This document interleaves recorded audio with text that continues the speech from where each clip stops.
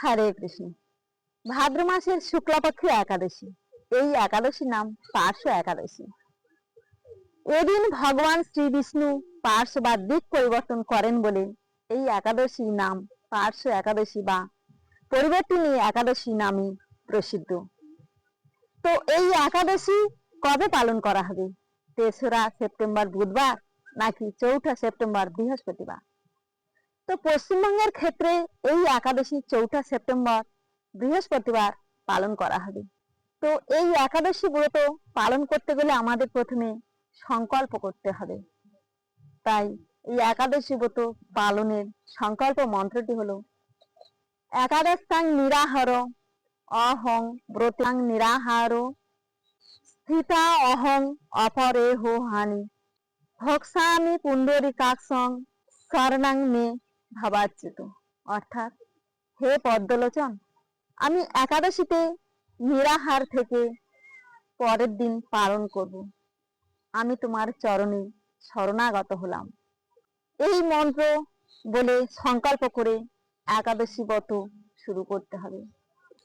তো ব্রহ্ম মুহূর্তে উঠে স্নান করে শ্রী গুরুবাষ্টকম অর্থাৎ মঙ্গল আরতি করে, তুলসী আরতি করে, সংসারের কাজকর্ম সেরে ভগবানের কাছে যতটা পারা যায় নিজেকে মনোনিবেশ করা ভালো। গীতা পাঠ, ভাগবত পাঠ না করতে পারলে কেউ যদি করে একটু শ্রবণ, লীলা প্রসাদম কৃষ্ণ গ্রন্থ যদি পাঠ করা যায় তাহলে খুব ভালো হয়। বিশেষ করে এই একাদশীর দিনে এগুলো একটু বেশি বেশি করা ভালো। এইভাবে একাদশী পালন করে পরের দিন পালন করতে হয়। বিশেষ করে একাদশীর মাহাত্ম্য কথা শ্রবণ করতে হয় বা পাঠ করতে হয়। তাহলে এসে এখন একাদশীর মাহাত্ম্য কথা পাঠ করি। তো এই পার্শ্ব একাদশীর মাহাত্ম্য কথা হলো ভাদ্রপদী শুক্লপক্ষীয় পরিবর্তিনী বা বামন একাদশীর মাহাত্ম্য ব্রহ্ম বৈবর্ত পুরাণে যুধিষ্ঠির শ্রীকৃষ্ণের সংবাদে বর্ণিত আছে। যুধিষ্ঠির প্রশ্ন করলেন, ভাদ্র শুক্লপক্ষের একাদশীর নাম কি?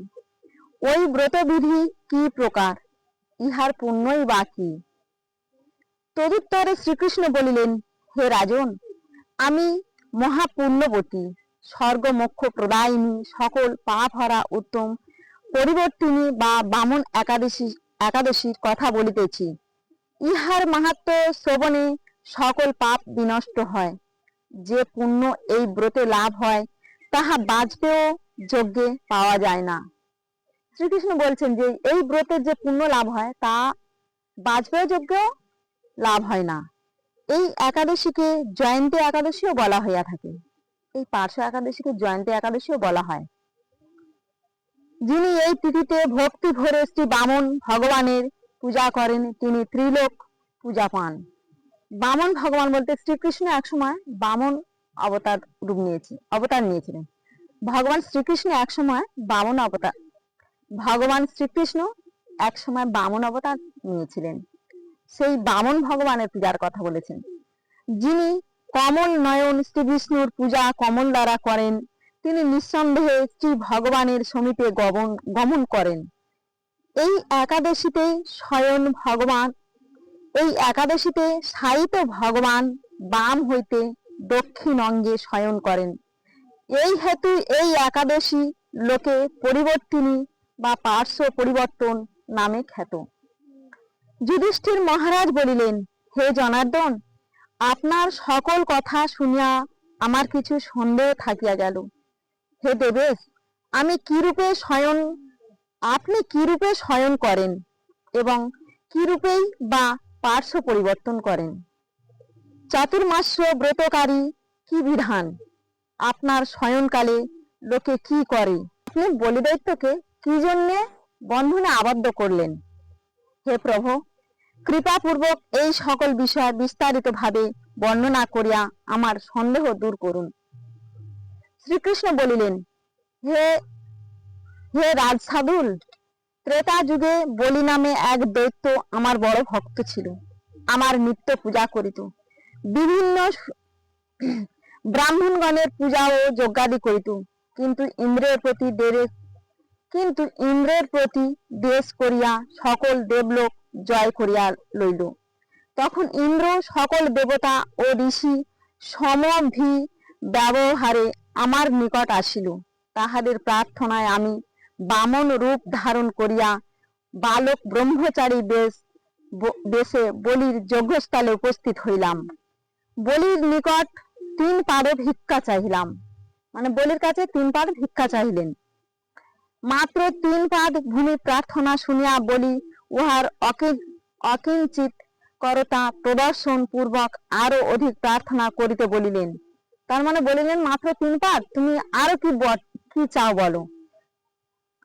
তখন কৃষ্ণ বলিলেন, আমি উহাতে সন্তুষ্ট থাকিবার জন্য দৃঢ়তা প্রদর্শন করিতে লাগিলাম। অজ্ঞতা বলি পত্নী বিন্ধ্যাবলী সহ 3 পাদ ভূমি দান করিলেন।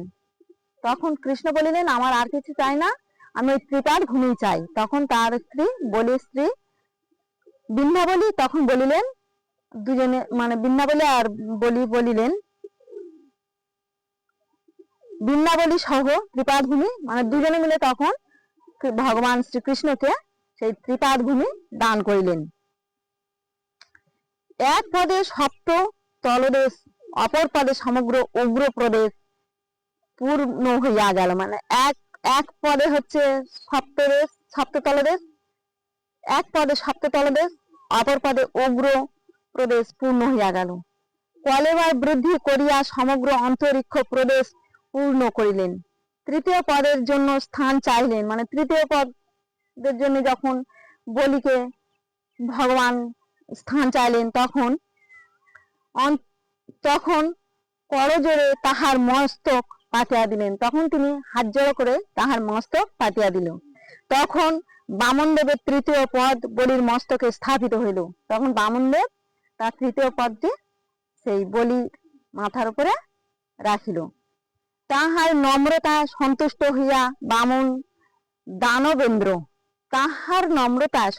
হইয়া দানবেন্দ্র বলিকে আশীর্বাদ করিলাম, আমি সর্বদা তোমার নিকট বাস করিব। তখন সেই বামনদেব বলিকে আশীর্বাদ করলো যে আমি সর্বদা তোমার নিকট বাস করব। ভাদ্র শুক্লপক্ষে একাদশীর দিন ভগবান বামনদেবের এক মূর্তি বলির আশ্রমে স্থাপিত হয়। দ্বিতীয় মূর্তি ক্ষীরসাগরের শেষে পৃষ্ঠপরি স্থাপিত হইয়াছে। শয়ন একাদশী হইতে উত্থান একাদশী পর্যন্ত 4 মাস কাল ভগবান শয়ন করেন। এই 4 মাস কাল ভগবান শ্রীকৃষ্ণের আরাধনা করিতে হয়। প্রতিটি একাদশী ব্রত যথাযথভাবে পালন করিতে হয়। এই একাদশীতে শ্রী ভগবান পার্শ্ব পরিবর্তন করেন। এই একাদশীর ব্রত পালনে 1 সহস্র অশ্বমেধ যজ্ঞের ফল পাওয়া যায়। তো এই হলো পার্শ্ব একাদশীর মাহাত্ম্য। এইভাবে একাদশী ব্রত পালন করে পরের দিন পালন করতে হয়। আমরা যে পঞ্চশস্য বর্জন করি একাদশীর দিন, সেই পঞ্চশস্য থেকে ভগবানকে ভোগ নিবেদন করে পালন করতে হয়। তো এই পার্শ্ব একাদশী ব্রতের পালন মন্ত্রটি হচ্ছে, অজ্ঞান তিমিরান্ধস্য ব্রতে নানেব কেশব প্রসিদ্ধ সমুখ নাথ জ্ঞান দৃষ্টি প্রদায় ভব। অর্থাৎ, হে কেশব, আমি অজ্ঞানতার অন্ধকারে আচ্ছন্ন ছিলাম, আপনি প্রসন্ন হয়ে জ্ঞান দৃষ্টি প্রদান করুন। তো এইভাবে পালন মন্ত্রটি বলে একাদশী ভঙ্গ করে পালন করতে হয়। হরে কৃষ্ণ।